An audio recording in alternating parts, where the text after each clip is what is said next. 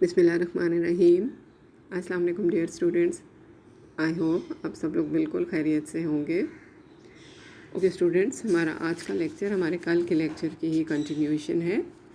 कल हम लोगों ने चैप्टर नंबर 8 स्टार्ट किया था, the monetary effects on the determination of the national income, आमदनी के तयन पर ज़री असरात। और उसके लिए हमने मॉनेटरी पॉलिसी या ज़री पॉलिसी की डेफिनेशन भी कल की थी, और हमने कहा था जी कि मॉनेटरी पॉलिसी या ज़री पॉलिसी हुकूमत की ज़र की रसद को कंट्रोल करने की पॉलिसी है। मरकज़ी बैंक मुल्क के अंदर ज़र की रसद को कंट्रोल करने के लिए जो भी पॉलिसी इख्तियार कर रहा होता है उसको ज़री पॉलिसी कहा जा रहा होता है। और ज़री पॉलिसी का मकसद क्या होता है, what is the objective of the monetary policy, के मुल्क के अंदर एक मेंटेन्ड और स्टेबलाइज्ड सिचुएशन हो, ना बहुत ज़्यादा गन बाज़ारी हो, ना सर्द बाज़ारी हो, ना बहुत ज़्यादा इफ़रात ज़र हो, ना तफरीत ज़र हो। ठीक है, तो उसी लेक्चर को आज हम कंटिन्यू करेंगे। ज़री पॉलिसी के आलात car, different tools of the monetary policy. Tools हमें पता है ना क्या होते हैं। कोई भी काम करने वाला होता है तो उसके पास जो आलात औज़ार होते हैं जिनकी मदद से वो अपना काम कर रहा होता है उसको टूल्स कहा जा रहा होता है। तो इसी तरह से जब सेंट्रल बैंक भी अपनी मॉनेटरी पॉलिसी को इफ़ेक्टिव बनाना चाहता है, इम्प्लीमेंट करना चाह रहा होता है, उसके डिफरेंट टूल्स होते हैं। ठीक, तो मरकज़ी बैंक मुल्क में ज़र जारी कर रहा होता है और ज़र की गर्दिश को कंट्रोल कर रहा होता है ताकि इसकी मकदार मुल्क में ज़रूरत के मुताबिक रहे। ना ज़र इतना ज़्यादा जारी हो जाए कि मुल्क में इफ़रात ज़र पैदा हो जाए, ना इतना कम हो के तफरीत ज़र के हालात पैदा हो जाए और कीमतें गिर जाएँ। लिहाजा वो मुख्तलिफ़ तरीके इख्तियार करके ज़र की रसद को कंट्रोल कर रहा होता है। वो तरीके क्या होते हैं जी? दो तरीके होते हैं बुनियादी तौर पर। There are two basic tools of the monetary policy to control the money supply. The quantitative measures, मिकदारी तरीके, या क्वालिटेटिव मेजर्स, मयारी या वस्फी तरीके। मिकदारी तरीके या क्वांटिटेटिव मेथड्स। मिकदारी तरीक़ों से मुराद ऐसे तरीके हैं जो ज़र की मिकदार को बराह रास्त कंट्रोल करते हैं, और इस किस्म के तरीक़ों को इख्तियार करने से ज़र की मिकदार को बराह रास्त कम व बेश किया जा सकता है।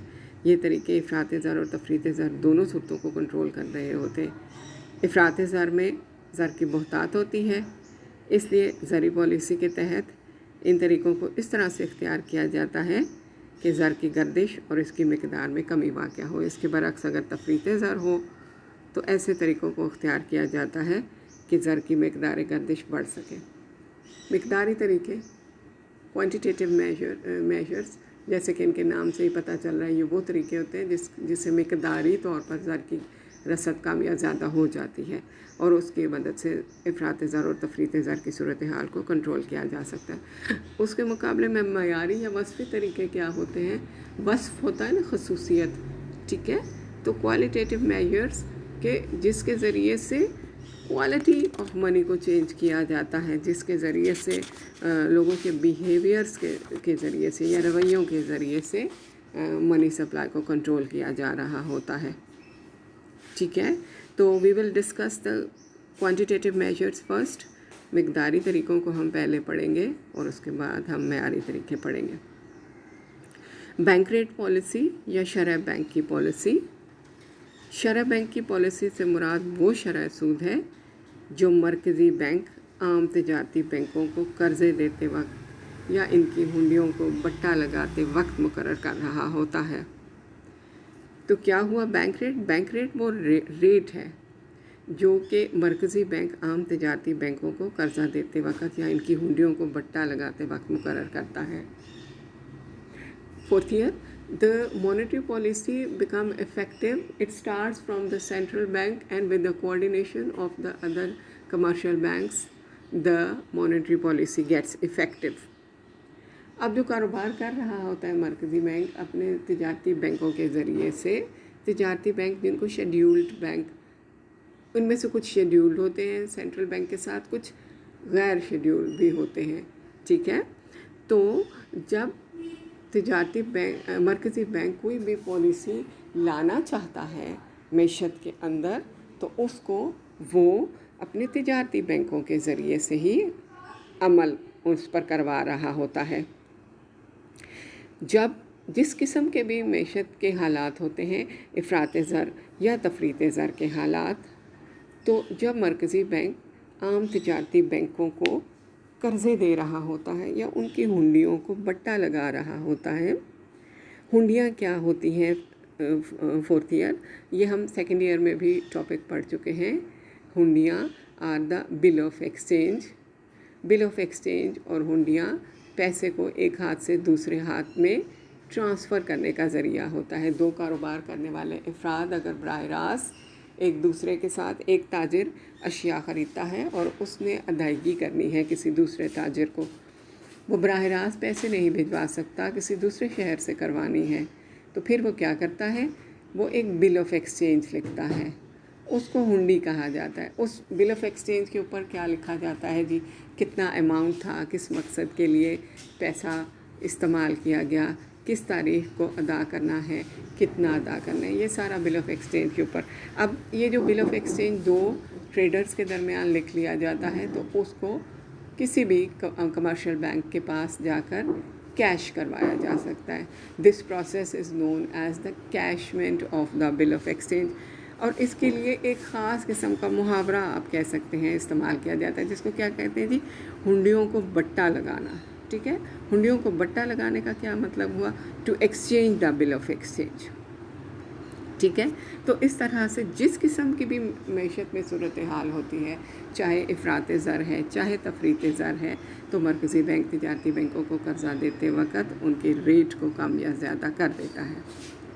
फ़र्ज़ करें अगर मुल्क में इफ़रात ज़र हो और मरकज़ी बैंक ज़र की मकदार को कम करना चाहे, तो वो बैंक रेट को बढ़ा देता है। इसके नतीजे में तिजारती बैंक भी शरह सूद में इजाफ़ा कर देते हैं, जिसकी वजह से बैंकों के कर्ज़ों की मकदार कम हो जाती है। Okay students, what is the process? किस तरह से तिजारती बैंक जो है वो मनी सप्लाई को कम कर सकते हैं?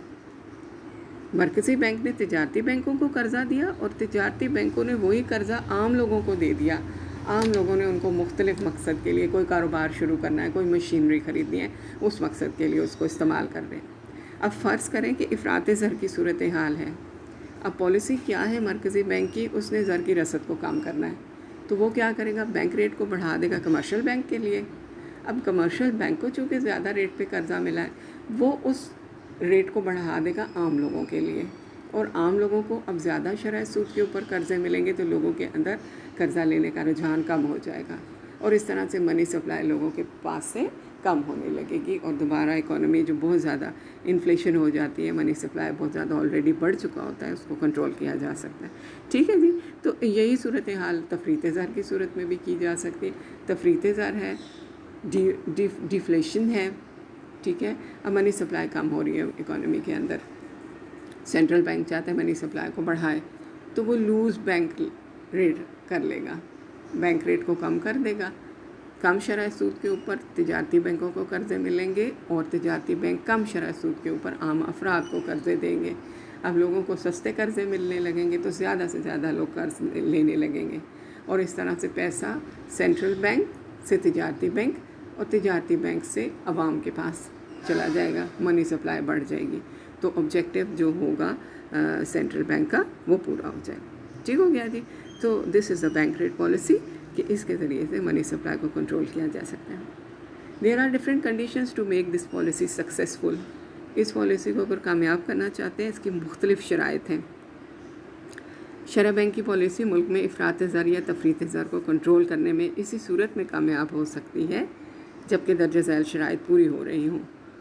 मुल्क में ज़र का कारोबार करने वाले तमाम इदारे, मसलन बैंक, एजेंसियाँ और मुख्तलिफ़ कॉरपोरेशनें मरकज़ी बैंक की पॉलिसी को मुकम्मल तौर पर अख्तियार करें, यानी जब मरकज़ी बैंक शरह सूद में इजाफ़ा कर दे तो ये इदारे भी शरह सूद में इजाफ़ा कर दें। So what is the basic condition? The coordination between the central bank and the commercial banks and the other monetary institutions.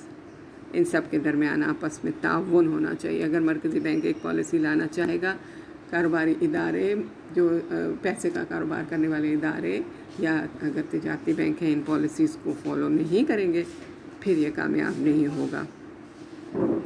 मुल्क के मुआशी निज़ाम में लचक होनी चाहिए, इलास्टिक इकोनॉमिक सिस्टम होना चाहिए, इससे क्या होगा कि जो भी तब्दीली मरकज़ी बैंक लाना चाहेगा, आपका इकोनॉमिक सिस्टम जब तक उन पॉलिसीज़ को एब्जॉर्ब नहीं करेगा, एक्सेप्ट नहीं करेगा, उस वक़्त तक सेंट्रल बैंक की ये पॉलिसी कामयाब नहीं हो सकेगी।